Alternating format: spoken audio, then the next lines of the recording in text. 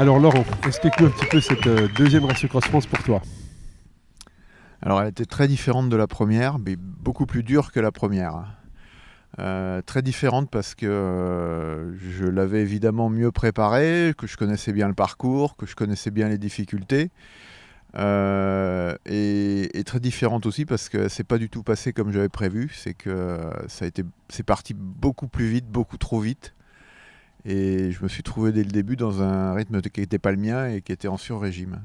Alors c'est parti vite malgré le vent, c'est-à-dire que les temps, vous avez tout de suite été en avance sur vos temps de l'année passée malgré le vent qui était 2 fois plus fort. Ouais, qui était 2 fois plus fort, qui était essentiellement de face. Dans le Ventoux, c'était l'apocalypse. Et malgré tout, on a continué avec un rythme qui était très intense, très rapide. Tu t'es quand même bien pris au jeu sur une journée dans l'Iseran avec deux coureurs d'un niveau mondial. Ouais, c'était pas possible de faire autrement pour moi. C'était l'occasion de fréquenter 2 stars de notre sport.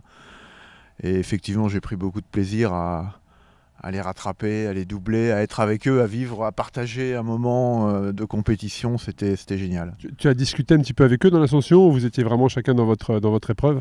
Non, alors en fait, Ralph, je l'ai doublé une fois, c'est quand il s'est couché pour dormir. Donc c'est pas très glorieux.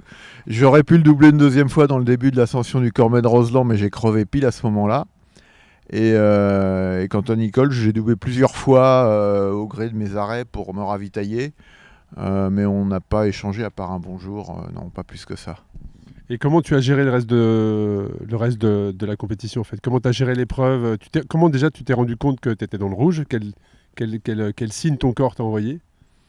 Oh bah les signes, j'ai bien senti que j'avais mal aux cuisses un peu trop tôt, que le rythme cardiaque était un peu supérieur à ce qu'il devrait être. Mais j'ai choisi pour autant de ne pas ralentir pendant 3 jours. Le jeu, c'était sur les 3 premiers jours d'essayer d'accrocher les 2 stars. Et puis après, au-delà des Alpes, c'était plus compliqué pour le ravitaillement. C'est plus compliqué de trouver à manger, c'est très compliqué de trouver de l'eau. Et donc de fait, j'étais plus dans le jeu pour pouvoir m'accrocher. Et donc j'ai pu prendre un rythme qui était plus protecteur pour moi. Et même si j'ai pas baissé beaucoup de régime, parce que derrière, la résistance était quand même importante avec les poursuivants, plus me semble-t-il que l'année dernière. Et donc du coup, j'ai moins géré. Bah oui, parce que tu as Rudy qui est derrière, donc là du coup va arriver logiquement demain en début d'après-midi, mais qui a bien résisté pendant longtemps, Ouais, qui est quand même vainqueur de l'Alpi 4000 l'année passée, donc un gros niveau. Il y avait aussi Cédric Béolet, qui était pas très loin derrière, mais malheureusement lui, c'est un tendon ligament qui a lâché au niveau de son genou, mais il y avait un niveau effectivement un peu plus élevé que par rapport à l'année passée. J'aimerais savoir comment tu as géré ton alimentation, parce que tu disais justement que tu avais un petit peu de mal à trouver de l'alimentation. Comment est-ce que tu as géré ton alimentation et est-ce que toi, tu as souffert de problèmes gastriques, puisqu'il y a 5 coureurs sur cette épreuve qui ont souffert de gros problèmes gastriques? Non, aucun problème gastrique cette année. J'en avais eu l'année dernière, mais pas cette année. L'année dernière, c'était probablement parce que je m'étais ravitaillé à une fontaine qui m'inspirait pas, mais j'avais pas le choix, il y avait que ça. Cette année, pas de problème gastrique, mais par contre, compliqué quand même la gestion de l'alimentation. Et un peu frustrant parce que c'est vrai que j'ai la sensation que je perds le contact avec Ralph et Nicole essentiellement pour ça, parce qu'à un moment, je suis obligé de m'arrêter dans une épicerie et qu'il y a une petite grand-mère devant moi qui choisit ses produits et que je trépigne derrière pour attraper une brioche et 2 croissants, quoi. Donc bon, voilà, après la frustration est passée et puis je reprends mon rythme à essayer de trouver de l'eau, à essayer de trouver de quoi manger, essentiellement dans les boulangeries parce que c'est ce qui est ouvert le plus tardivement. En tout cas, on le voit nous on suivait la trace GPS, l'évolution du graphe, on voit que tu roulais aussi vite qu'eux, ça c'est évident. C'est les arrêts qui te font effectivement perdre le contact, mais c'est pas la vitesse à laquelle tu roulais. D'ailleurs, tu les as impressionnés, puisqu'on en a encore reparlé ce matin à leur arrivée. Ils sont stupéfaits de te voir rouler avec un vélo équipé comme il est. Ouais, il est forcément un peu plus lourd, hein, et forcément il y a 5-7 kilos de plus, ouais.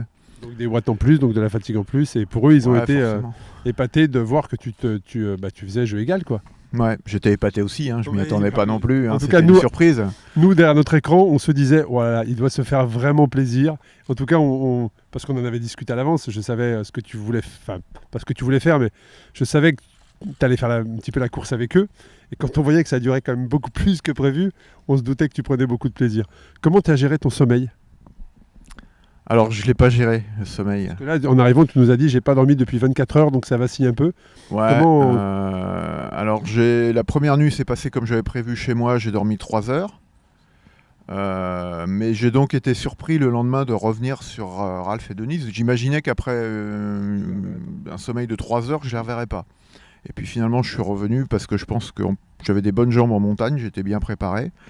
La deuxième nuit, je l'ai passée à Cluse. Oui.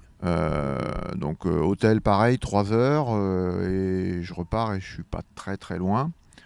Et puis alors après, j'avais plus d'hôtel, donc après ça a été un peu comme j'ai pu, 1 heure par-ci, 1 heure par-là, dans un fossé, dans un lavoir, comme j'ai pu.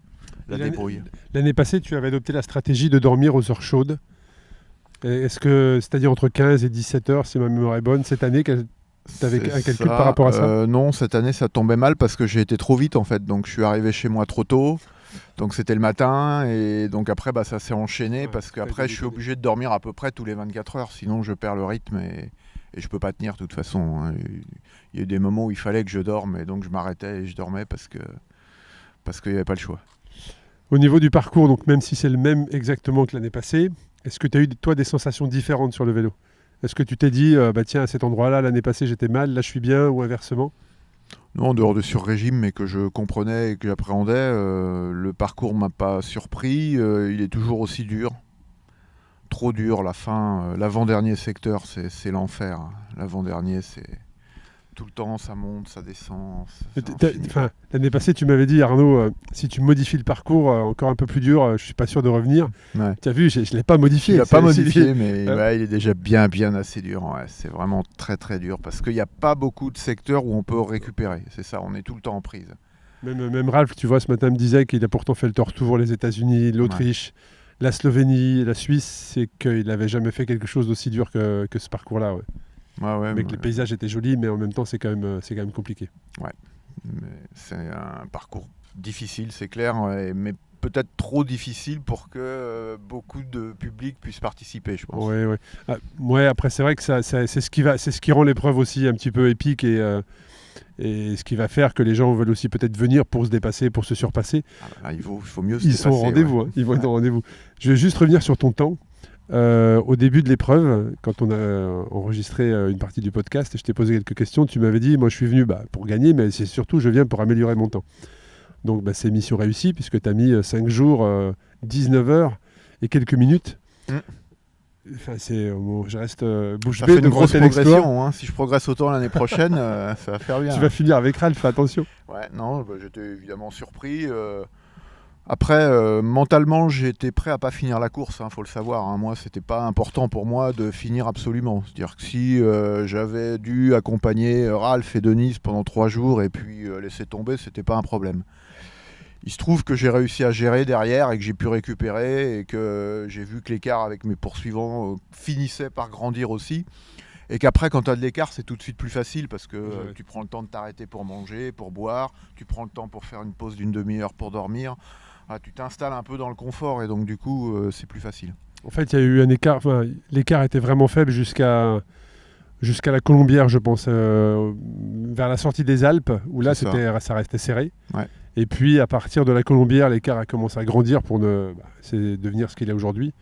Et donc, effectivement, c'est plus confortable, comme tu dis, t'arrêter, c'est moins stressant, tu peux prendre du temps pour te reposer, pour t'alimenter, donc c'est plus facile. Ouais. Je sais pas, tu as peut-être un message à faire passer aux concurrents qui sont derrière, ou ceux qui sont arrivés, Ralph et Nicole ou...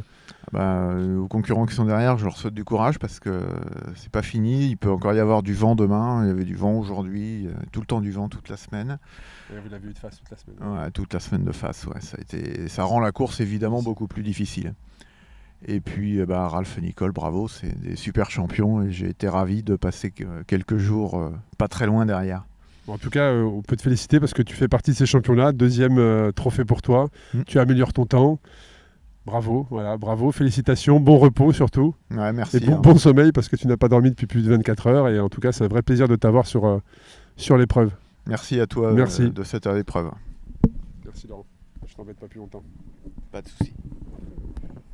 Ouais, c'est vrai que c'est difficile.